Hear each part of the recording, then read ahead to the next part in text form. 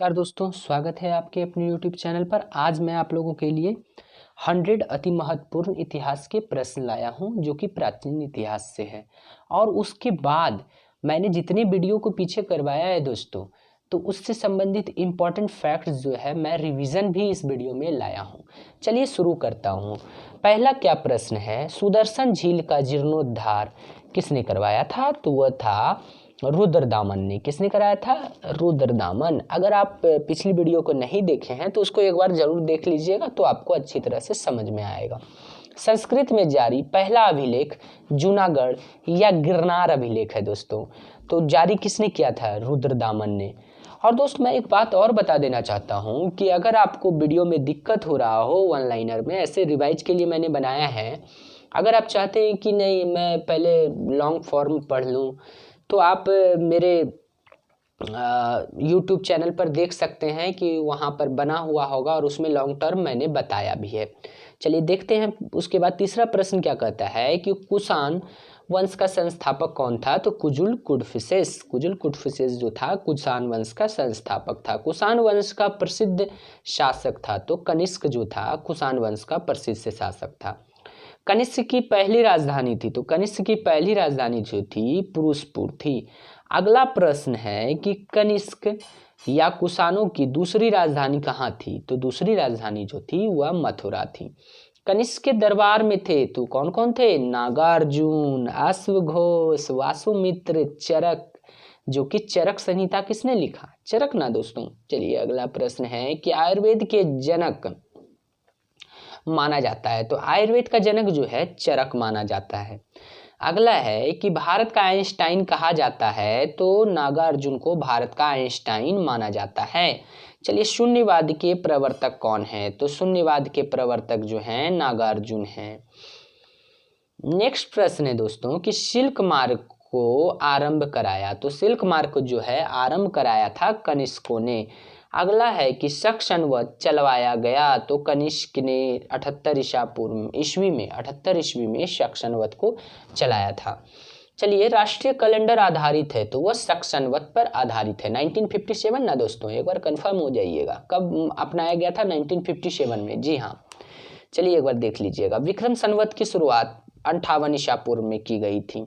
बुद्ध की मूर्ति का निर्माण दोस्तों कुषाण काल में हुई थी। कब हुई थी बुद्ध की मूर्ति का निर्माण? कुषाण काल में। गंधार शैली फली फूली, तो गंधार शैली जो है दोस्तों कुषाण काल में फली फूली थी, है ना।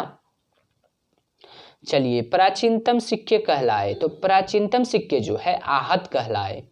कुषाण वंश का अंतिम शासक कौन था? तो अंतिम शासक कुषाण वंश का वासुदेव थे। श्रीगुप्त मतलब श्री गुप्त जो थे गुप्त वंश का संस्थापक था, ठीक है।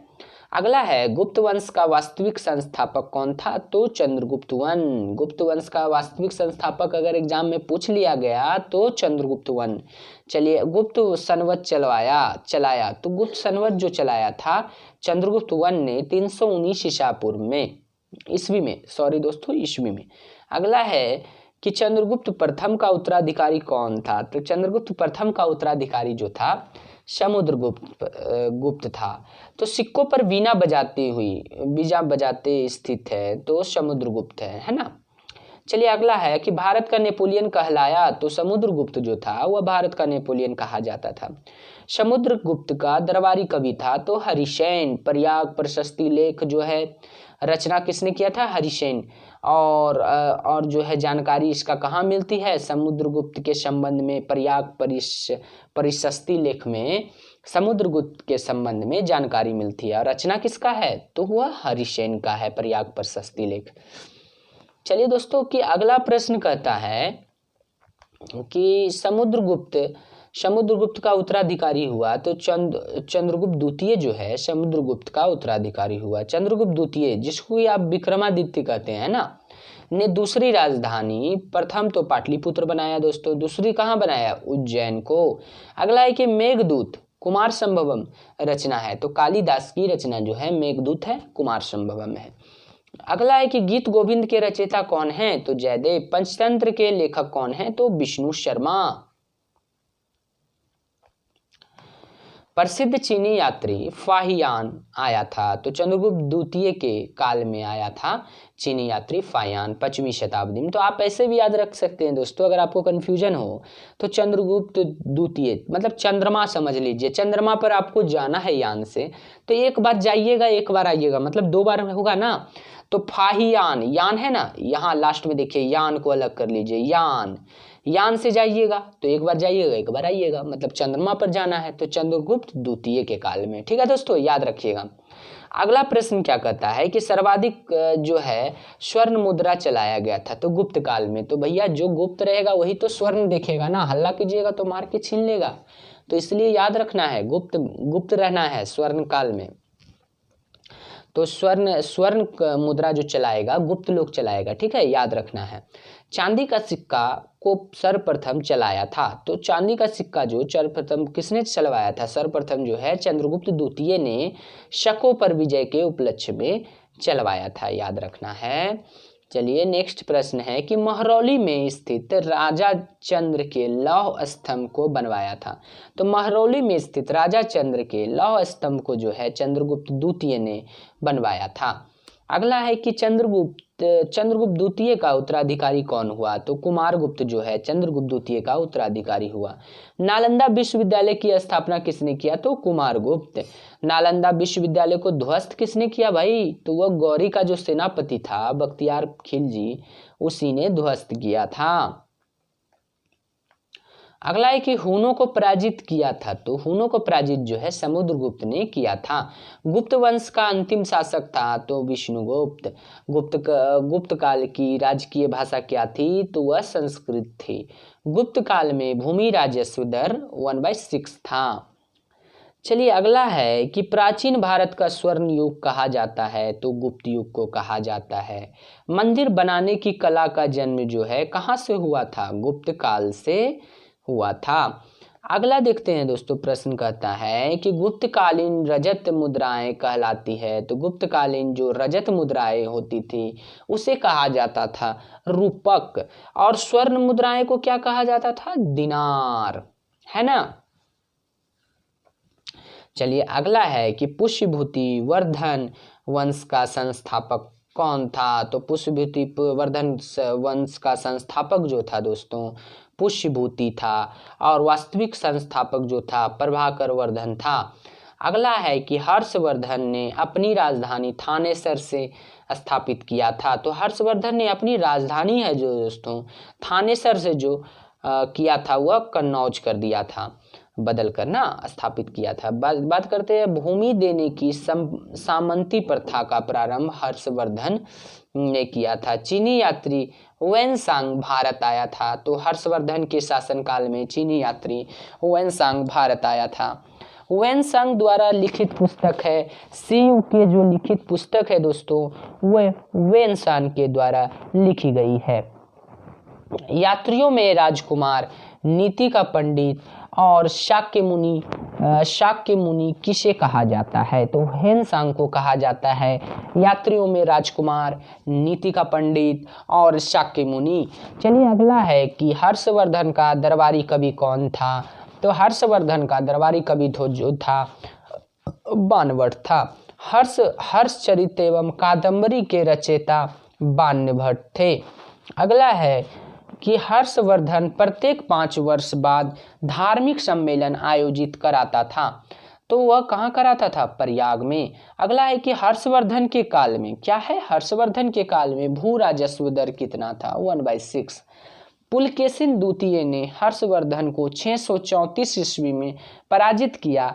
कौन से नदी के तट पर? तो नर्मदा नदी के तट पर किया था। अगला प्रश्न है कि भारत का अंतिम हिंदू सम्राट था? तो वह हर्षवर्धन था। संगम युग का महान शासक करिकाल था। संगम युग का महान शासक कौन था? करिकाल। नेक्स्ट प्रश्न है कि प्रथम एवं तृतीय संगम हुआ था? तो मदुरई में। प्रथम एवं तृतीय संगम जो हुआ था वह मदुरई में। द्वितीय संगम हुआ था कपाटपुरम में अलवई में ना। चोल राज्य का प्रमुख शासक था करिकाल। ठीक है दोस्तों।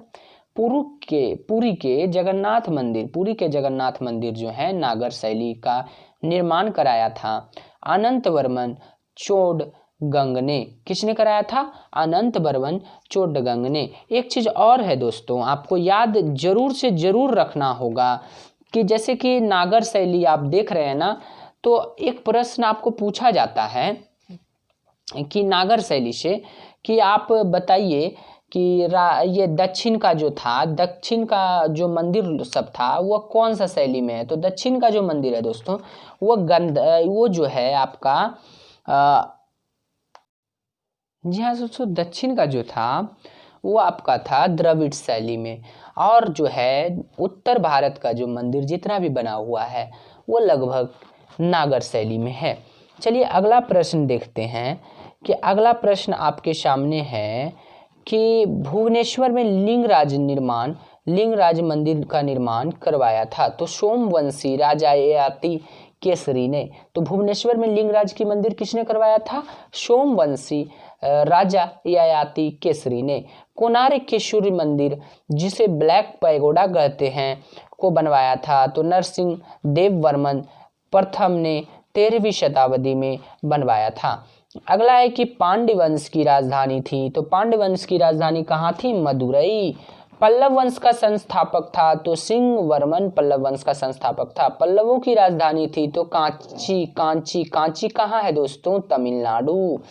अगला है कि महाबलीपुरम के रथ मंदिरों का निर्माण जो है पल्लव शासक नरसिंह वर्मन प्रथम ने करवाया था, सप्त पैगोडा जिसे कहते हैं, है ना। कांची के कैलाश मंदिर तथा महाबलीपुरम के तट मंदिर का निर्माण करवाया था तो नरसिंह वर्मन द्वितीय ने।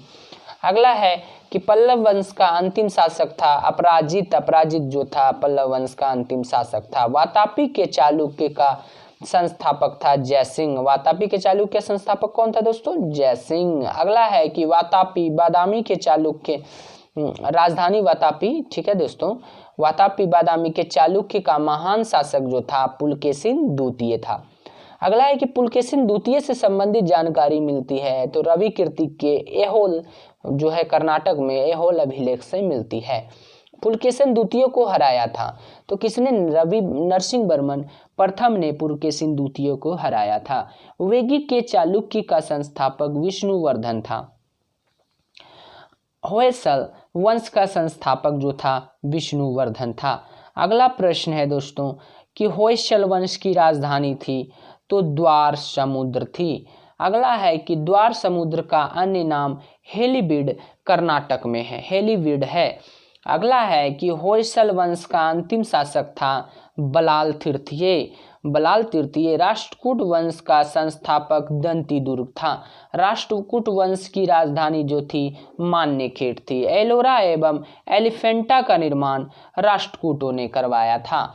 अगला है कि अजंता एवं एलोरा गुफाएं कहाँ है? तो आप लोग सभी लोग जान रहे होंगे महाराष्ट्र में है। अगला है कि एलोरा के कैलाश मंदिर कौन सा? देखिए दोस्तों एलोरा और अजंता कहाँ है? महाराष्ट्र में, तो दक्षिण साइड है ना।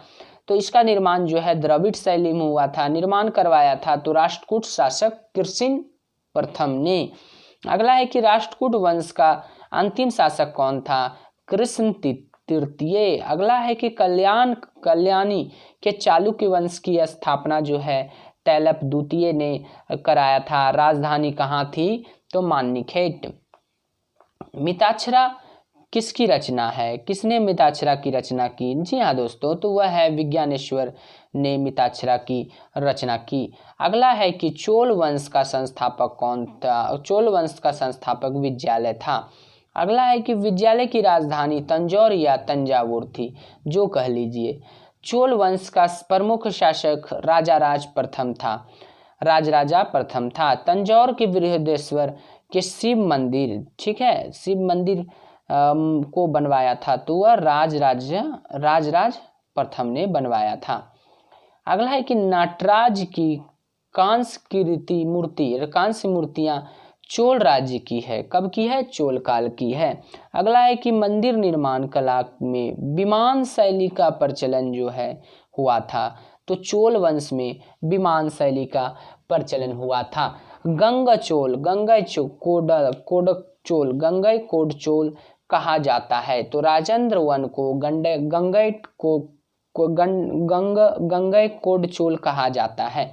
अगला है कि चोल वंश का अंतिम शासक राजेंद्र तृतीय था। पल्लव वंश का संस्थापक दोस्तों कौन था? आप लोग सभी लोग जान रहे होंगे, गोपाल है। पल्लव वंश का प्रतापी शासक कौन था? तो धर्मपाल। विक्रमशिला विश्वविद्यालय जो कि भागलपुर में है, भागलपुर की स्थापना किसने किया था? धर्मपाल किया था 770 से 810 ईस्वी में, जो कि बीपीएससी और अन्य बिहार के बहुत सारे एग्जाम में भी पूछा गया है दोस्तों। पल्लव वंश का अंतिम शासक था मदनपाल। हिंदी में अपना अभिलेख उत्कीर्ण कराने वाला प्रथम राजवंश था सेन वंश। तो याद रखिएगा, हिंदी में अपना अभिलेख उत्कीर्ण कराने वाला प्रथम राजवंश था सेन वंश। सेन वंश का अंतिम शासक था लक्ष्मण सेन। बंगाल का अंतिम हिंदू शासक कौन था? तो लक्ष्मण सेन था। अगला है कि लक्ष्मण सेन के दरबार के विद्वान थे, तो वह जयदेव थे। गीत गोविंद की रचना की थी, तो किसने किया था? तो गीत गोविंद की रचना जयदेव ने की थी। हर्ष का दरबारी कवि था, तो कलहन था। कश्मीर के इतिहास के बारे में जानकारी मिलती है तो कलहन रचित रास तरंगिणी से मिलती है। गुर्जर प्रतिहार वंश का संस्थापक नागभट्ट प्रथम था। अगला है कि दिल्ली नगर की स्थापना तोमर अनंगपाल ने की थी। नेक्स्ट है 1194 ईस्वी में चंदावर के युद्ध में जयचंद को मार डाला था, किसने? तो मोहम्मद गौरी ने। अगला है चौहान वंश का संस्थापक वासुदेव था। चौहान वंश का अंतिम शासक कौन था? तो वह पृथ्वीराज तृतीय रहे थे। पृथ्वीराज चौहान का राजकवि था। पृथ्वीराज चौहान का राजकवि था कौन था? चंद्रवरदाई, याद रखना है। पृथ्वीराज रासो का रचना किसने किया था? तो चंद्रवरदाई ने किया था। पृथ्वीराज चौहान ने मोहम्मद गौरी को हराया था। तो पृथ्वीराज चौहान ने मोहम्मद गौरी को 1191 में जो तराइन का प्रथम युद्ध था उसमें हराया था। तो दोस्तों देखिए, मोहम्मद गौरी जो अड़ेगा वही तो जीतेगा ना। फिर से 1192 ईस्वी में तराइन का युद्ध किया और मोहम्मद गौरी जीत गया और उसके बाद से दिल्ली का रास्ता उसके लिए खोल दिया गया। ठीक है दोस्तों। चंदेल वंश का संस्थापक कौन था? नन्नूक। ठीक है। अगला है खजुराहो मंदिर का निर्माण चंदेल या धंग ने करवाया था। चंदेल वंश का सबसे प्रतापी शासक था यशोवर्धन। चंदेल वंश का आखिरी शासक था कौन था? परमल। अगला है कि सोलंकी वंश का संस्थापक मूलराज प्रथम था। सोलंकी वंश के प्रमुख शासक जो थे भीम प्रथम थे। महमूद गजनी ने सोमनाथ मंदिर पर आक्रमण किया भीम प्रथम के शासनकाल में। अगला है कि दिलवाड़ा के प्रसिद्ध जैन मंदिर को बनवाया था भीम प्रथम के सामंत बिमल शाह ने। अगला है कि सोलंकी वंश का अंतिम शासक जो था भीम द्वितीय था। मेवाड़ की राजधानी चित्तौड़ में विजय स्तंभ को बनवाया था राणा कुंभा ने 1448 ईस्वी में। महाराणा सांगा ने इब्राहिम लोदी को पराजित किया था तो खातौली के युद्ध में। तो याद रखिएगा दोस्तों, महाराणा सांगा ने इब्राहिम लोदी को पराजित किया था खातौली के युद्ध में 1518 ईस्वी में। चलिए अब रिवाइज वाला वीडियो देख लेते हैं दोस्तों। आप लोग चाह कर भी ये सब रिवाइज नहीं कर पाते होंगे, समय नहीं मिलता होगा या तो ध्यान नहीं देते होंगे। ये सबसे एक भी क्वेश्चन आ जाता है तो फिर आपको समझ। चलिए देखते हैं अभिलेख के बारे हम लोग देख रहे हैं ना, अभिलेख और शासक। हाथी गुम्फा अभिलेख जो है किससे संबंधित है? कौन सा शासन से संबंधित था? तो हाथी गुम्फा जो है यह जो था कलिंगराज खारवेल। ठीक है। शासक कौन थे? खारवेल। जूनागढ़ गिरनार अभिलेख जो था उस समय कौन था? तो रुद्रदामन। नासिक अभिलेख जो था गौतमी बलश्री। प्रयाग स्तंभ लेख जो है समुद्रगुप्त के समय का था। जी हाँ। चलिए ऐहोल अभिलेख जो था दोस्तों पुलकेशिन द्वितीय का था ना। मंदसौर अभिलेख मालवा नरेश यशोवर्मन। चलिए देखते हैं ग्वालियर अभिलेख जो है प्रतिहार नरेश से संबंधित है। चलिए अगला है कि भित्री एवं जूनागढ़ अभिलेख ना, भित्री एवं जूनागढ़ अभिलेख जो है स्कंदगुप्त से संबंधित है। देवपाड़ा अभिलेख बंगाल शासक विजय सेन से संबंधित है। तो दोस्तों एक चीज और बहुत बार पूछा गया है कि अभिलेखों का अध्ययन क्या कहलाता है, तो अभिलेखों का अध्ययन जो है वह आपका कहलाएगा इपिग्राफी। चलिए अगला हम लोग देख लेते हैं दोस्तों कि बहुत बार गलती करके चले आते हैं कि बौद्ध सभाएं हैं। तो प्रथम बौद्ध सभा जो हुआ था दोस्तों, बौद्ध संगीति जो हुआ था 483 ईसा पूर्व में, कहाँ हुआ था दोस्तों, तो राजगृह में। अध्यक्ष कौन थे, महाकश्यप थे। और अजातशत्रु जो थे शासनकाल में थे, शासन में थे अजातशत्रु। तो इसको हम अगर आप ध्यान से उतर जाता है तो आप इस तरह से भी याद रख सकते हैं। तो राजा राजगिरी है ना, तो पहले राजगिरी तो याद रहेगा ही। तो राजा जो थे महान थे, है ना, तो महान थे। और महान राजा अगर रहेगा तो वो किसी के शासन में काम करेगा, जी नहीं दोस्तों, तो वो शत्रु के शासन में काम नहीं करेगा, तो वो आजाद रहेगा। तो महान से हो गया राजा था, महान था मतलब महाकश्यप, और आजाद मतलब आजाद शत्रु के शासन काल में हुआ था। जी हाँ, खुद से आजाद है ना, तो अजात शत्रु के शासनकाल में हुआ था। ठीक है दोस्तों, चलिए दूसरा देखते हैं। द्वितीय बौद्ध संगीति जो है 100 ईस्वी के बाद हुआ था, 100 साल बाद हुआ था दोस्तों। तो क्या 383 ईसा पूर्व में, कहाँ हुआ था, वैशाली में। अच्छा, तो वैशाली में हुआ था। तो इसके अध्यक्ष कौन थे, तो वैशाली का जो हुआ था तो अध्यक्ष था शबाकामी। तो दोस्तों वैशाली में अगर हुआ था तो सब काम करेगा तब तो राजा विशाल होगा ना, महान होगा, विशाल होगा। तो वैशाली में हुआ था सब काम करेगा ना, सबाकामी, ऐसे याद रख सकते हैं। अगर सब काम करेगा तो कुछ ऐसा भी होगा जो कोयले के खान में भी काम करेगा, तो भैया वो तो शोक में रहेगा ना। आपको कोयले के खान में काम करने दे दिया जाए तो शोक में रहिएगा।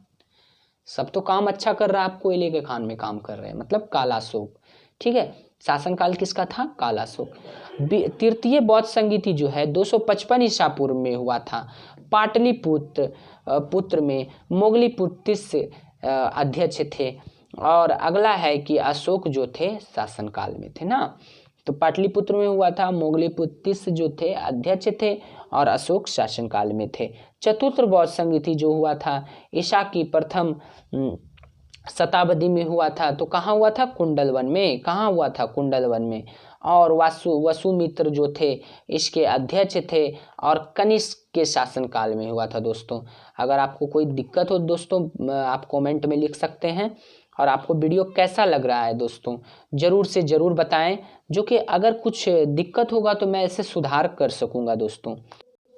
चलिए देखते हैं कि महाजन पद ना और राजधानी उसकी देखते हैं। अंग महाजन की पद जो था उसकी राजधानी कहाँ थी दोस्तों, चंपा। मैं इसे जूम कर देता हूँ दोस्तों, थोड़ा सा मैं इसे जूम कर देता हूँ, ये लीजिए अब आपको क्लियर दिखेगा। मैं आपको बताया कि अंग जो था वो चंपा, और चंपा दोस्तों ये जो अंग जो था कहाँ से संबंधित था, भागलपुर और मुंगेर से। इसका क्षेत्र जो था भागलपुर मुंगेर जो कि बिहार में है दोस्तों। अगला है कि मगध की राजधानी कहाँ थी, गिरिब्रज या राजगीर बोल लो, राजगृह बोल लो। यह संबंधित कहाँ से था, तो पटना और गया से संबंधित था, जो कि बिहार में है ना। काशी जो है वह वाराणसी इसकी राजधानी है। तो राजधानी अगर वाराणसी है तो वाराणसी किसके आसपास है, तो उत्तर प्रदेश के आसपास है ना। चलिए अगला वत्स जो था कौशाम्बी, वत्स की राजधानी कौशाम्बी थी। तो ये इलाहाबाद में है। इलाहाबाद दोस्तों कहाँ है, तो उत्तर प्रदेश। चलिए वज्जी का देख लेते हैं। तो वज्जी का कहाँ है, वैशाली या फिर विदेह या फिर मिथिला, तीनों रहता है दोस्तों, तीनों में से कोई भी रह गया तो वज्जी का क्या हो जाएगा, कहाँ थी वैशाली, तो मुजफ्फरपुर एवं दरभंगा के आसपास का क्षेत्र है जो कि बिहार में है। कौशल की राजधानी क्या हो जाएगी दोस्तों, श्रावस्ती जो है फैजाबाद हो गया, गोंड हो गया, बहराइच हो गया, ये सभी क्षेत्र में आता है। तो ये जो है उत्तर प्रदेश में है।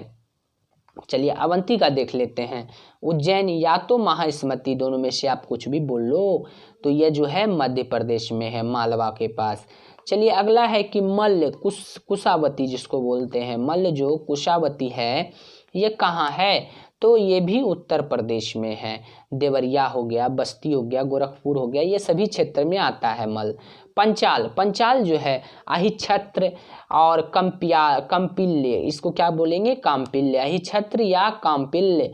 तो ये कहाँ आएगा दोस्तों? यह भी उत्तर प्रदेश के क्षेत्र में आता है। चेदी, चेदी जो है शक्तिमती, इसकी राजधानी कहाँ है? शक्तिमती। तो ये बुंदेलखंड उत्तर प्रदेश में। कुरु, अगला है कुरु, इंद्रप्रस्थ। कुरु की राजधानी कहाँ है? तो वह इंद्रप्रस्थ है। इंद्रप्रस्थ कहाँ है दोस्तों?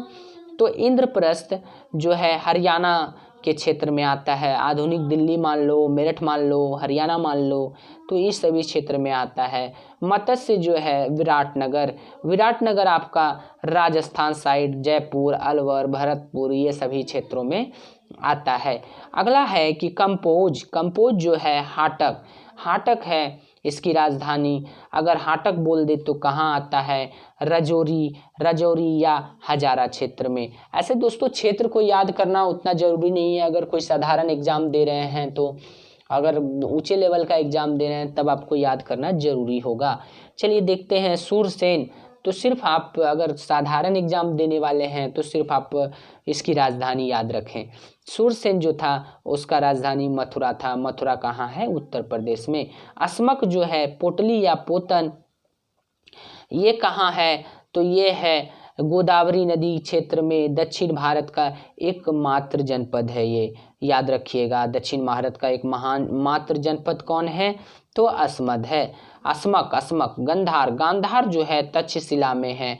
तक्षशिला अभी आपको फिलहाल में मिलेगा पाकिस्तान में, रावलपिंडी एवं पेशावर के समीप। अगर दोस्तों वीडियो पसंद आया हो तो लाइक एवं सब्सक्राइब जरूर करें, जो कि मुझे भी सपोर्ट मिलेगा। चलिए दोस्तों धन्यवाद, मिलते हैं अगली वीडियो में।